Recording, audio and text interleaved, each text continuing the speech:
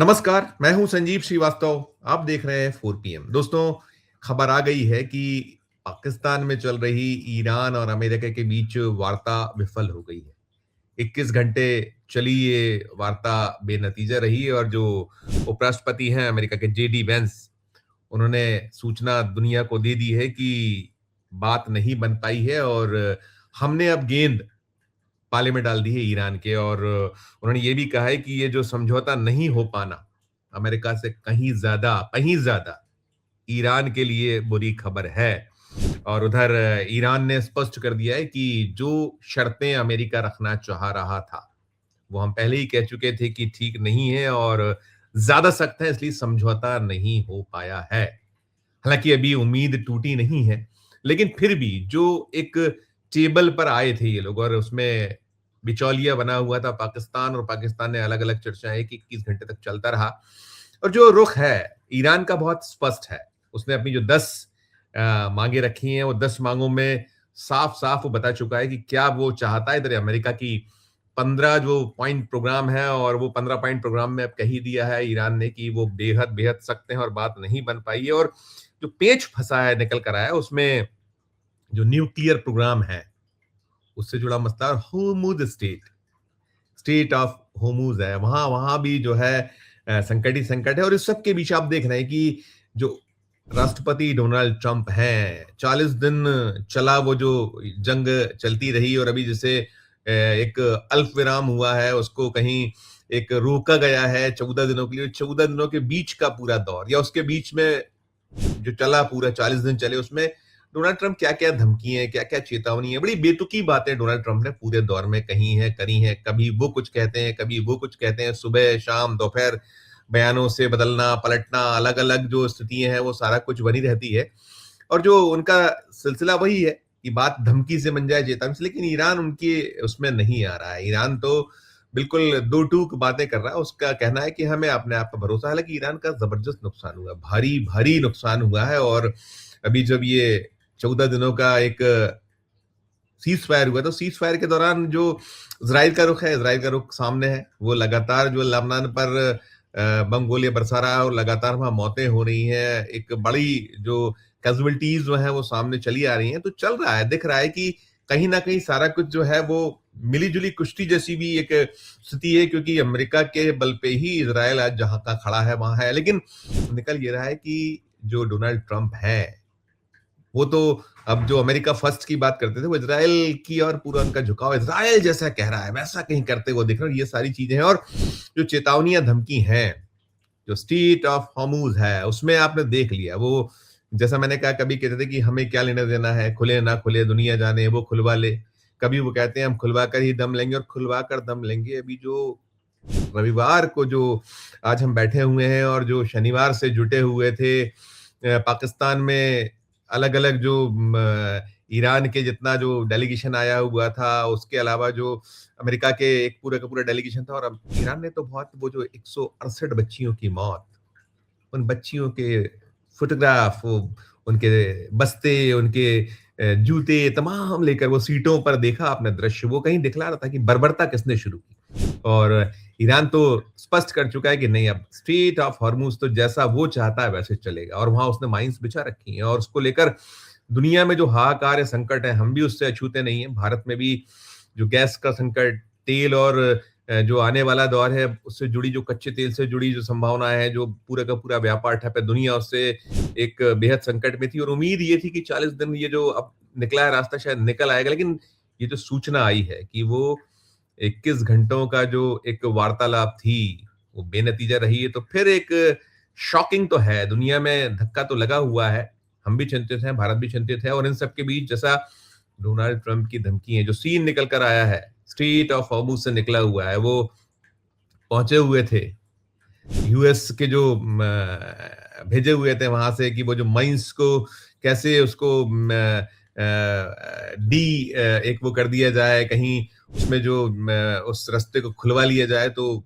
Iran ने कल अपना पूरा का पूरा रुख दिखाया था। शनिवार को देर शाम तक सूचना आई है कि कैसे वहां सिलसिला रहा, कैसे ईरान ने वहां सीधे सीधे दो टूक चेतावनी दी। जो अमेरिकन जो जहाज थे वो जब बढ़ रहे थे उस तरफ, तो उन्होंने साफ कह दिया था कि 30 मिनट में पीछे ले लीजिए, वरना फिर आप जानिएगा।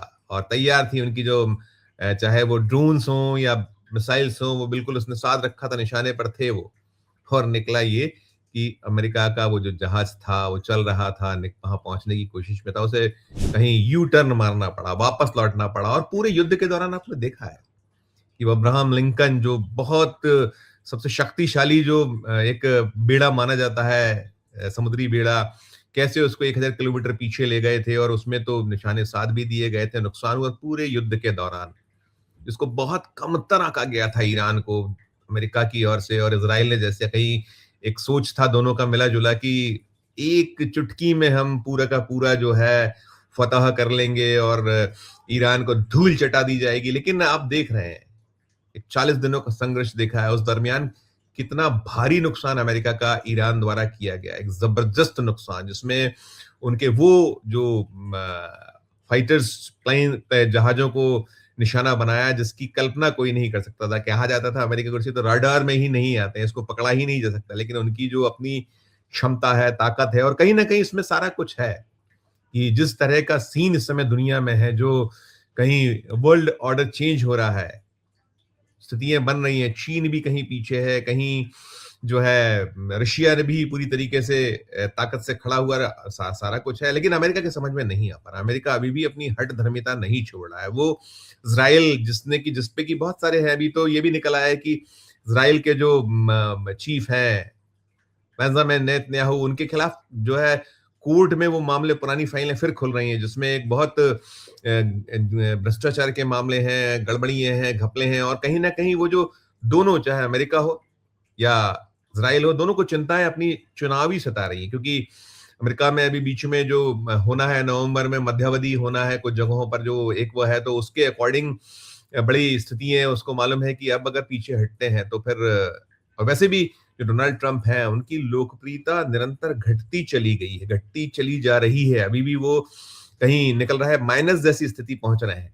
और उधर जो बेंजामिन नेतन्याहू, उनकी अपनी जो चुनावी जो आने वाला दौर है, उसको लेकर उनकी अपनी चिंता है। तो वो लगातार लेबनान है, उस तरफ जो उनके हमले चल रहे हैं, हो रहा है, और कहीं वो इसमें एक जो रोल प्ले कर रहे हैं कि शांति नहीं हो पाए। क्योंकि अगर शांति हो गई और कहीं अमेरिका ने एक भी बार कह दिया कि नहीं, इजराइल को अब रुक जाना चाहिए, अभी नहीं आगे बढ़ना चाहिए, तो सबसे ज्यादा फजीयत किसी की होनी, तो नेतन्याहू की होनी है। लेकिन पूरे जो सिलसिला चल रहा है, पूरा जो दौर है, पूरा जो ईरान की ओर से निकल रहा है, ईरान ने नाको चने चबवा दिए हैं। वो जो अमेरिका है, एक अपनी दुनिया की जो सबसे ताकतवर एक ताकतवर मुल्क, इसको अपने पूरे का पूरा एक ताकत पर नाज था, वो तार तार हो गया। और जो स्टेट ऑफ हॉर्मूज है, वहां जिस तरीके से कहीं ट्रंप को बिल्कुल बैकफुट पर आना पड़ा है। उनकी जो अपनी बेड़े थे, उनके जो अपने जो वो चाह रहे थे कि वहां हम रास्ता खोलने के लिए जो प्रयास थे, वो साफ हो गया है, नंगा कर दिया गया उस पूरे जो प्रयासों को, ट्रंप को, अमेरिका को। और मुझे लगता है इसमें जो ज्यादा चिंता है, जो खबरें आ रही हैं, हम लगातार जो अमेरिका जो मीडिया है वहां कोई वो नहीं है, वहां तो रिपोर्ट्स लगातार हो रही, भले ही डराया है, धमकाया है डोनाल्ड ट्रंप ने कि हम वो जो खबरें आ रही हैं जिससे नुकसान हुआ अमेरिका का, उसको छोड़ेंगे नहीं, बख्शेंगे नहीं, मीडिया को वो निशाने पे लिए हुए। एक उनमें झुंझलाहट है, बौखलाहट है, साफ तौर पर नजर आती है, वो जिस तरीके से पेश आ रहे हैं।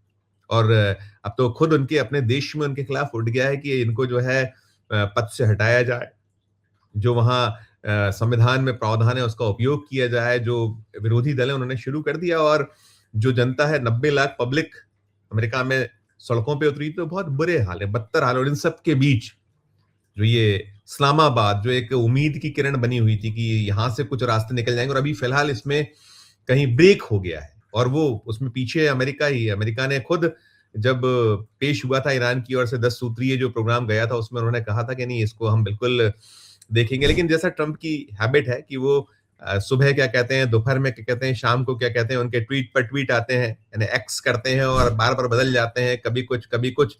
जो जो ये ढुलमुल सब पूरा रवैया है, इसने और बुरे हाल कर दिए। और उसमें जो पूरा एक लाइन का जो सार है, वो ये है कि जो वो कह रहे हैं, ये उन्होंने कहा है कि हम जो है पाषाण युग में पहुंचा देंगे, हम जो है नर्क बना देंगे और ईरान की सभ्यता को मिटा देंगे। ऐसे बहुत बार दावे बार-बार कि बिजली प्लांटों को नष्ट कर दिया जाएगा। लेकिन सच्चाई यही है कि ईरान बहुत-बहुत भारी पड़ रहा है और उसने जो एक गला है, वो स्ट्रीट ऑफ हॉर्मुज़ रूपी उसपे बिल्कुल अपना पैर रखा हुआ है और वो उससे जो कहीं साँसें जो हैं, वो लेना मुश्किल हो रहा है अमेरिका को भी और बाकी उससे दुनिया तो थर्रा रही है। हम भी चिंतित हैं ही, भारत चिंतित है ही। अब क्या निकलता है रास्ता देखिएगा फिर आगे जो अब है कहीं कहा है जैसे अमेरिका ने छोड़ा है कहीं छोटा-सा एक कोना छोड़ा है कि हमने तो बॉल ईरान के कोर्ट में डाल दी और ईरान की तरफ से यही आया है कि नहीं हमारी जो शर्तें हैं, उस पे विचार करें और आ रहा है कि अभी जो यूएस में इज़राइल और लेबनान को लेकर होना है, एक वार्ता होगी तो शायद कुछ निकले। लेकिन कुल मिला अभी तो सबसे ज़्यादा फजीयत दुनिया में किसी की है तो वो डोनाल्ड ट्रंप की है, डोनाल्ड ट्रंप की और डोनाल्ड ट्रंप की है। पूरी खबर को सुनने के बाद आपकी अपनी जो राय हो, आपकी अपनी जो टिप्पणी हो इस वीडियो के कमेंट बॉक्स में जाकर राय प्रकट कीजिएगा, टिप्पणी कीजिएगा कि वो स्ट्रेट ऑफ हॉर्मुज़ तो हाथ नहीं आ रहा है, जो उसमें है कि हमें चाहिए $1 प्रति बैरल टैक्स और ओमान को भी साथी बनाया और एक दौर में तो अमेरिका भी कह रहा था कि हाँ, हम भी इसमें साथ हो जाएँगे। तो ये है नीति ट्रंप की, फँसे हुए हैं चारों तरफ से। कीजिएगा टिप्पणी, अच्छी लगे खबर तो चैनल को लाइक कीजिए, सब्सक्राइब कीजिए, ज्वाइन का बटन दबाइएगा तो हमारी हौसला अफ़ज़ाई होगी। प्यार और इस तरह देखते रहिए 4 पीएम। धन्यवाद, नमस्कार।